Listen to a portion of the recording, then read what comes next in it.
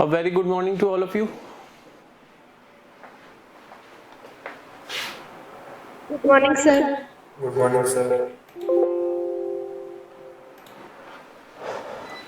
Last class में मैंने आपको डिलीटेड सिलेबस के बारे में बताया था।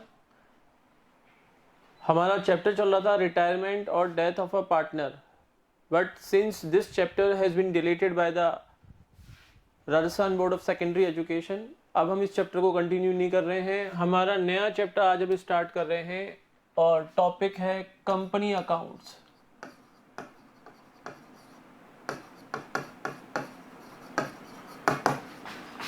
Issue of shares.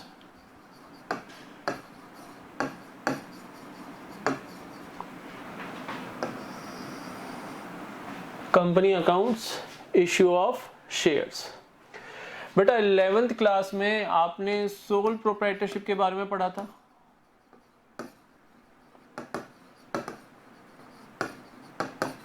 और 12th क्लास में अर्लियर हमने पढ़ा है पार्टनरशिप अकाउंट्स के बारे में।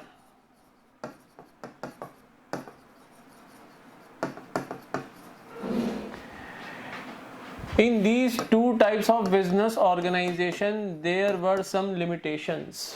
यहाँ तो केवल सिंगल पर्सन ही कैपिटल लगा रहा था बिजनेस के अंदर, और यहाँ पर मोर देन वन पर्सन यानी minimum 2 partners were there, minimum number of partners.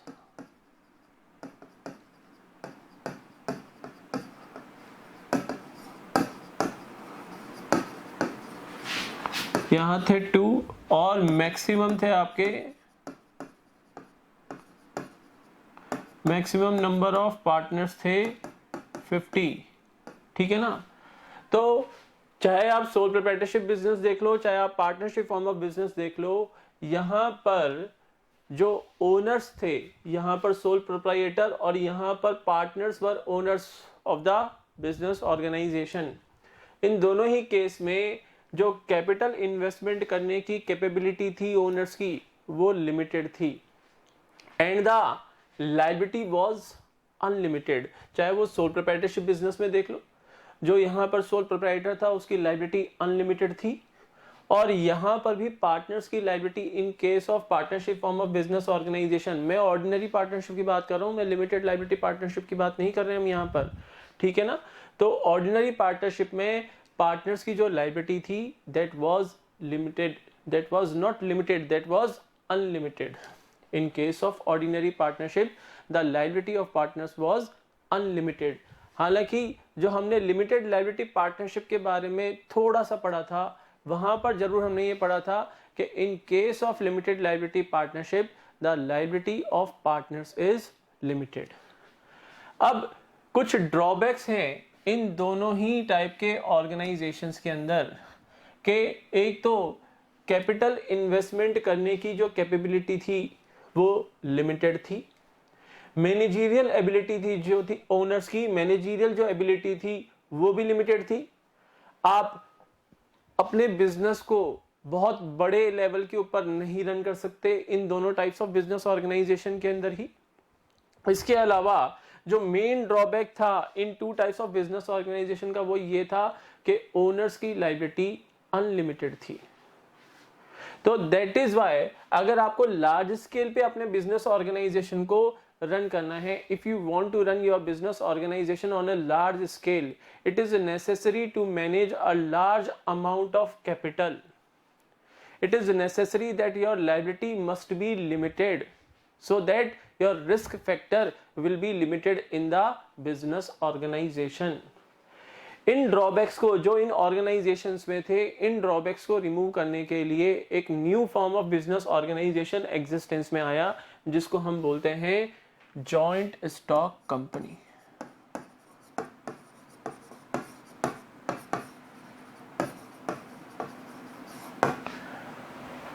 जिसको हम क्या कहते हैं, जॉइंट स्टॉक कंपनी। अब एक जॉइंट स्टॉक कंपनी है क्या? What is a joint stock company? A company is a voluntary association of persons. Page number 1 देखो, चैप्टर नंबर है आपका 7। ठीक है ना। अ company is a voluntary association of persons. यहाँ पर जो लोग हैं वो अपनी इच्छा से एसोसिएट होते हैं, उनको कंपेल नहीं किया जाता कि आप हमारे बिजनेस ऑर्गेनाइजेशन में ओनर बनो, एक मेंबर बनो। Form through the process of law, जो company form of business organisation है, ये एक प्रोसेस ऑफ लॉ के अकॉर्डिंग एग्जिस्टेंस में आता है। यहाँ पर पार्टनरशिप की तरह कोई एग्रीमेंट के बेसिस पे बिजनेस स्टार्ट नहीं होते, इसका एक लीगल प्रोसीजर है इसके फॉर्मेशन का, ठीक है ना। तो a company is an association of persons formed through the process of law for the purpose of carrying on some business. यहां पर पर्पस अगेन बिजनेस करना ही है, and business must be legal one, business must be legal one. तो ठीक है, a company is a voluntary association of persons, persons का voluntary association है। It is formed through the process of law, मतलब कि एक लीगल प्रोसीजर को follow करके कंपनी का फॉर्मेशन होगा for the purpose of carrying on some legal business. Business must be legal in the eyes of law. कुछ definitions given है company form of business organisation के बारे में। Lord Justice Lindley defines a company as follows, it is an association of persons who contributes some money or money's worth to a common stock and employ it for some common purpose। तो again ये कह रहा है कि it is an association of person and this association is voluntary, अपनी इच्छा से कोई पर्सन कंपनी के अंदर मेंबर बनेगा, ठीक है ना।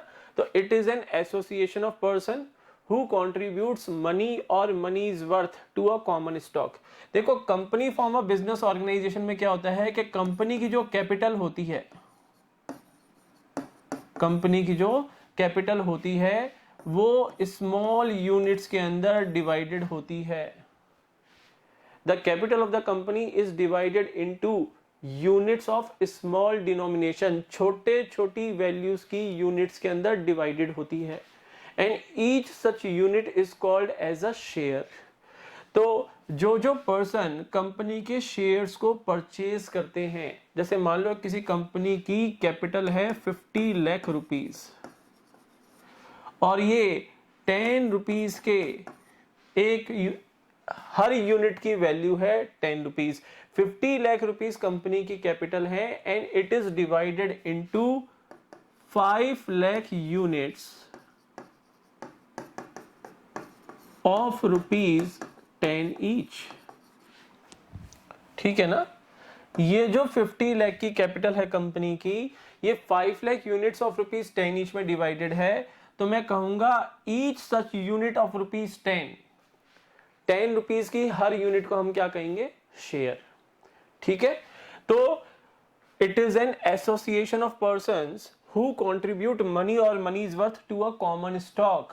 भाई यही तो कंपनी की शेयर कैपिटल है, तो इसमें हर इक्विटी शेयर होल्डर अपना कंट्रीब्यूशन देगा। जितने नंबर ऑफ इक्विटी शेयर्स उसने परचेज किए हैं कंपनी के, उतनी ही वो ओनरशिप रखेगा कंपनी के अंदर, ठीक है। And employ it for some common purpose. ये जो 50 लाख रुपीस की कैपिटल है कंपनी की, ये कॉमन पर्पस के लिए एम्प्लॉय की जाएगी, यानी जिस पर्पस के लिए कंपनी का फॉर्मेशन हुआ है, whatever business you want to run. आप कोई मैन्युफैक्चरिंग ऑर्गेनाइजेशन बनना चाहते हो, आप पेट्रोल एंड डीजल के अंदर बिजनेस करना चाहते हो, आप प्लास्टिक मटेरियल मैन्युफैक्चर करना चाहते हो, आप मार्कर बनाना चाहते हो, स्टेशनरी आइटम्स आप प्रोड्यूस करना चाहते हो, वॉट एवर, यानी वो बिजनेस कंडीशन क्या है, that business must be legal in the eyes of law. तो a company is an association of persons who contribute money or money's worth to a common stock and employ it for some common purpose। बोलो यहां तक clear है। First paragraph आप देखोगे तो देखो मैंने बताया था कि sole proprietorship and partnership form of business organisation की कुछ लिमिटेशंस हैं। Sole proprietorship and partnership forms of business organisation couldn't meet the growing demands of a very big business। ये जो फॉर्म ऑफ बिजनेस ऑर्गेनाइजेशन, ये आपने 11th में पढ़ा था और ये 12th में हमने अर्लियर पढ़ा, ये एक बिग बिजनेस ऑर्गेनाइजेशन की जो ग्रोइंग डिमांड्स हैं उनको ये फुलफिल नहीं कर सकते। Why?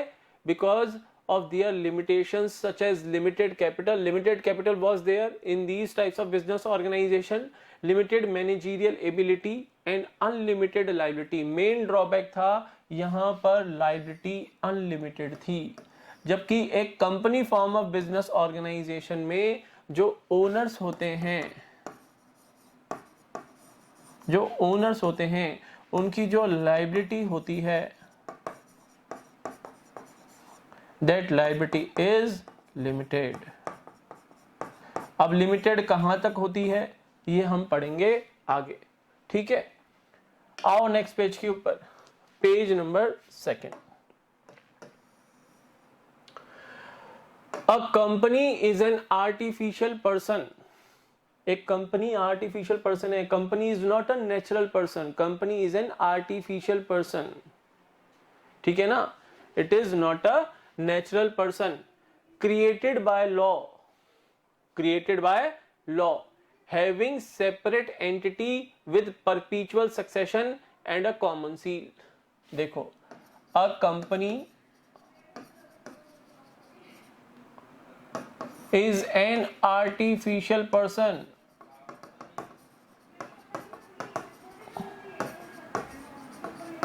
A company is an artificial person. Second, created by law. Created by law. Third, having separate legal entity.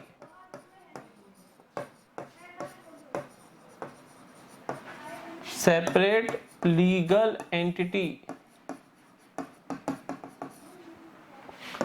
Fourth, having separate legal entity with a perpetual succession.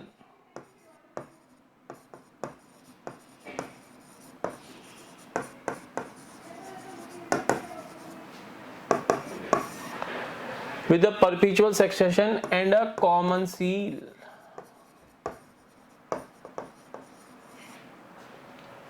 A company is an artificial person. It is not a natural person. It is not a natural person. यानी ऐसा नहीं है कि company birth लेती है. No, company birth तो लेती है but through a process of law. It is not a natural person. जैसे हम अलाइव पर्सन हैं, हम जिस तरीके से बर्थ लेते हैं वैसे कंपनी का बर्थ नहीं होता. It is an artificial person which is created by law.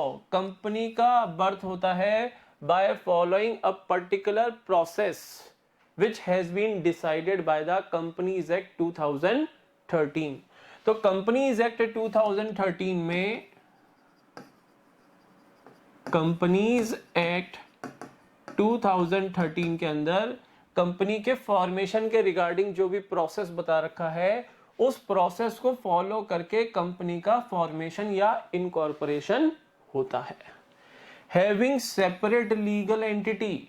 देखो बेटा, जब मैंने आपको पार्टनरशिप अकाउंट्स पढ़ाया था, मैंने आपको बताया था कि every business organisation has separate accounting entity. हर ऑर्गेनाइजेशन की सेपरेट अकाउंटिंग एंटिटी तो होती है. We maintain the books of accounts of the business organisation and not the books of accounts of the owners of the business organisation.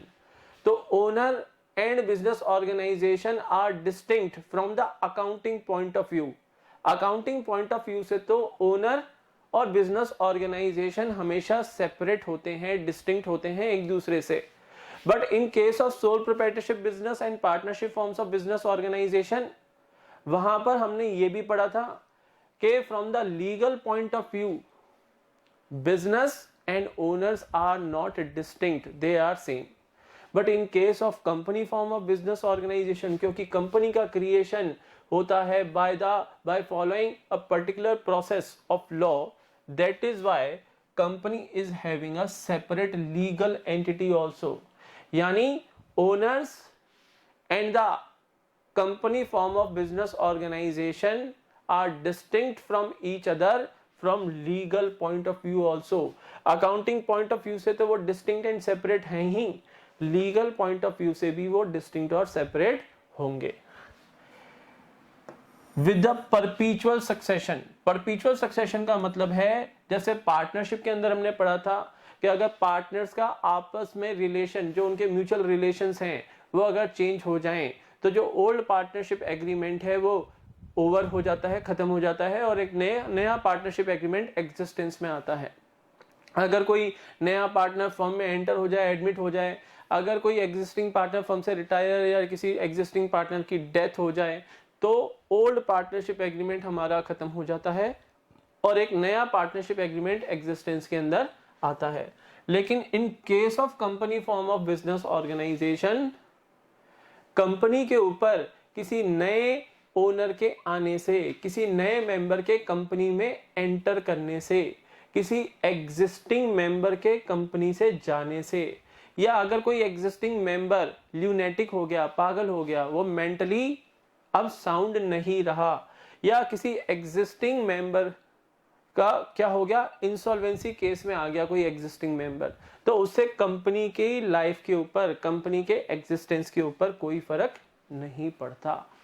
यानी company will run its business in the same way as it was doing earlier। देखो यहां पर हम फिर features देखते हैं, तो features में पॉइंट नंबर 2 है पेज नंबर 2 पे, perpetual existence. The existence of a company is not affected by the retirement, death, lunacy और इंसॉल्वेंसी ऑफ इट्स मेंबर्स।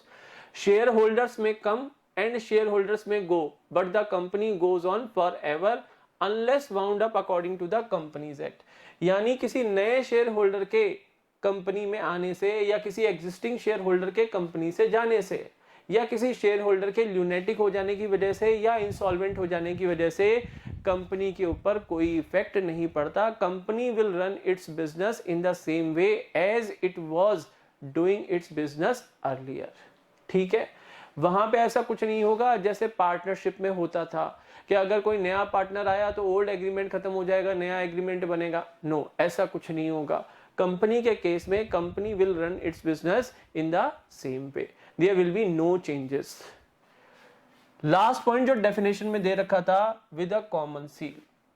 देखो कंपनी क्योंकि एक आर्टिफिशियल पर्सन है, तो एक आर्टिफिशियल पर्सन हमारी तरह से तो सिग्नेचर कर नहीं सकता। एक आर्टिफिशियल पर्सन एक अलाइव पर्सन की तरह तो सिग्नेचर कर नहीं सकता। That is why in Companies Act 2013 a company may or may not have a common seal. अगर कंपनी के पास कॉमन सील है तो कंपनी जब भी कोई एग्रीमेंट करेगी थर्ड पार्टी के साथ, या on all the important documents of the company, ये कॉमन सील अफिक्स की जाएगी। कॉमन सील अफिक्स करने से माना जाता है कि कंपनी ने वो एग्रीमेंट थर्ड पार्टी के साथ किया है, कंप्लीट किया है। यानी in case of company form of business organisation, assets are purchased in the name of the company, all the contracts are entered with the third parties in the name of the company by affixing the common seal on such documents। In case of partnership firm, जो assets purchase की जा रही थी वो partners अपने नाम में purchase करते थे, बिजनेस के नाम में हम असेट्स परचेज नहीं करते थे। Assets were purchase by the partners in their own name and not in the name of partnership firm। लेकिन company form of business organisation के अंदर जो असेट्स परचेज की जाती हैं, जो आउटसाइड पार्टी से कॉन्ट्रैक्ट किए जाते हैं, वो कंपनी के नाम से किए जाते हैं। क्लियर है? कंपनी का ही बैंक अकाउंट ओपन होगा, कंपनी का ही बैंक अकाउंट ओपन होगा, कंपनी के नाम से ओपन होगा, क्योंकि company is having a separate legal entity in the eyes of law। company is having separate existence distinct from its members। बोलो क्लियर है?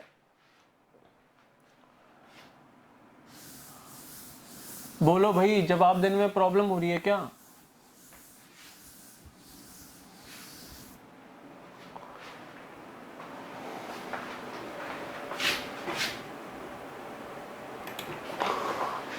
आओ आगे पढ़े। नाउ कैरेक्टरिस्टिक्स और features of a company.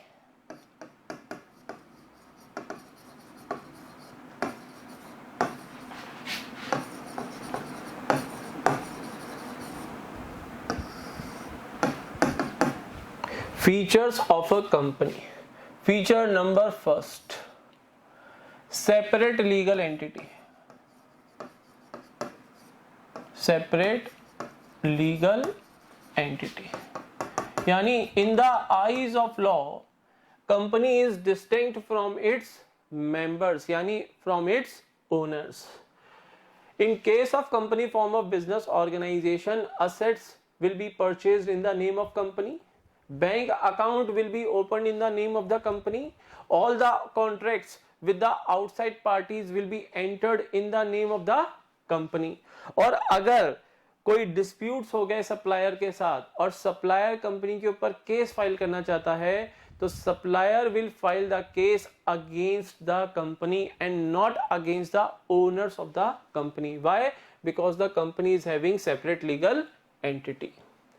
Second, perpetual succession.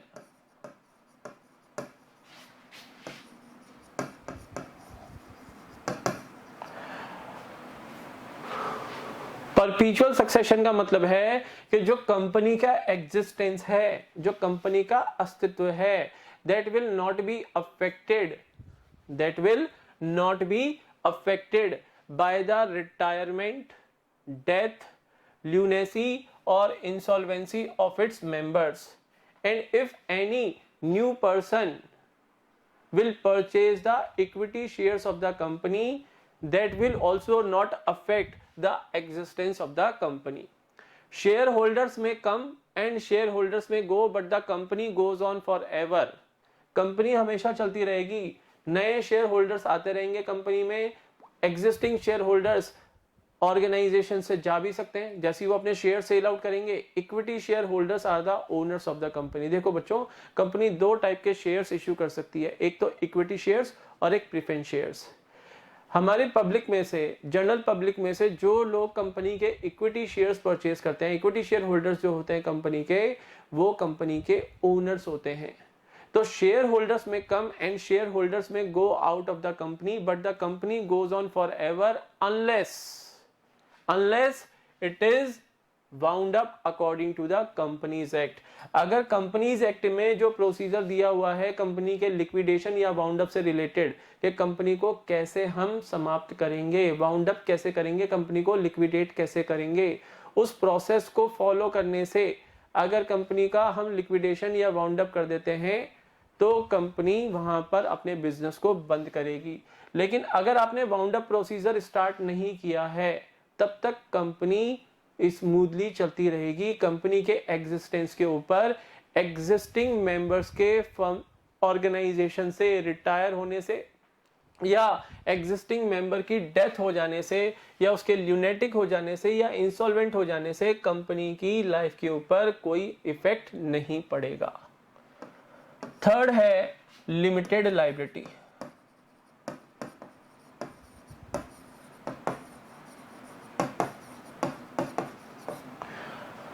The liability of the shareholders of the company is limited. Company के जो share holders होते हैं उनकी लायबिलिटी लिमिटेड होती है. अब लायबिलिटी लिमिटेड कैसे होती है ये समझो. मान लो मिस्टर एक्स ने किसी कंपनी के 100 शेयर्स परचेज कर रखे हैं और हर शेयर की वैल्यू है 10 रुपीज ऑफ ₹10 ईच. तो कंपनी मिस्टर एक्स से टोटल कितने रुपीज डिमांड कर सकती है? 100 shares into 10, that is 1000 rupees company demand कर सकती है. अब अगर out of these 10 rupees per share अगर मिस्टर एक्स 8 रुपीज का पेमेंट कर चुके हैं कंपनी को ऑलरेडी, तो now company can demand only 2 rupees per share on 100 shares, that is 100 multiplied by 2, यानी 200 rupees company remaining mister x से demand कर सकती है. So the liability of the shareholders in case of a company is limited to the extent of unpaid amount, on the shares held by him or her. यहां पर mister x ने 100 shares hold कर रखे थे of ₹10 each. 10 में से 8 rupees वो already company को दे चुका था, तो अनपेड अमाउंट कितना हो गया?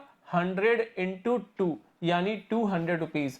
800 रुपीज वो ऑलरेडी दे चुका था, दैट इज 100 इंटू 8, तो 800 दे चुका था आउट ऑफ 1000 में से 800 दे चुका, तो रिमेनिंग 200 उसकी क्या है, liability towards the company. Fourth है कॉमन सील। कॉमन सील के बारे में मैं ऑलरेडी आपको बता चुका हूं, और कुछ बताने की रिक्वायरमेंट वैसे है नहीं, पढ़ के देख लो। अ company may or may not maintain a common seal. If it has a common seal it is affix to all the important documents of the company. क्यों? अगर आप कॉमन सील अफिक्स करते हो तो ये माना जाता है कि कंपनी ने वो कॉन्ट्रैक्ट किया है। क्लियर? पॉइंट नंबर 5 फीचर का, ट्रांसफरेबिलिटी ऑफ शेयर्स।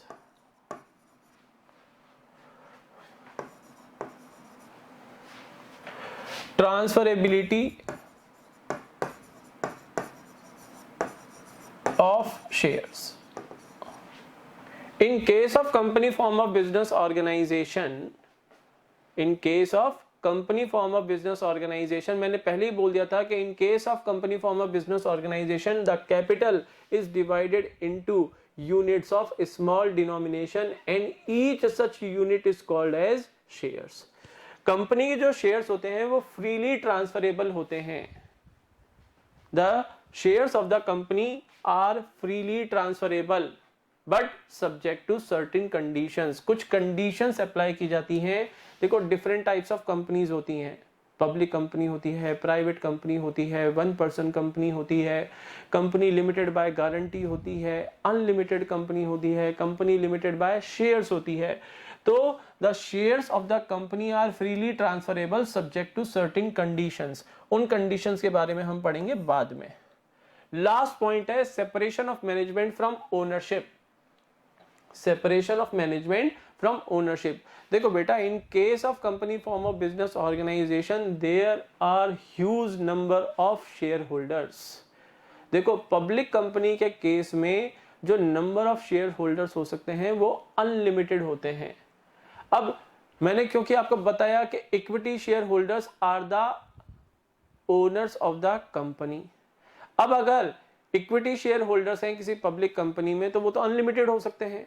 अब अगर lakhs of equity share holders हैं किसी पब्लिक कंपनी के अंदर तो वो सब मिलके बिजनेस रन करेंगे, तो it is near about impossible to run the business in a proper way. That is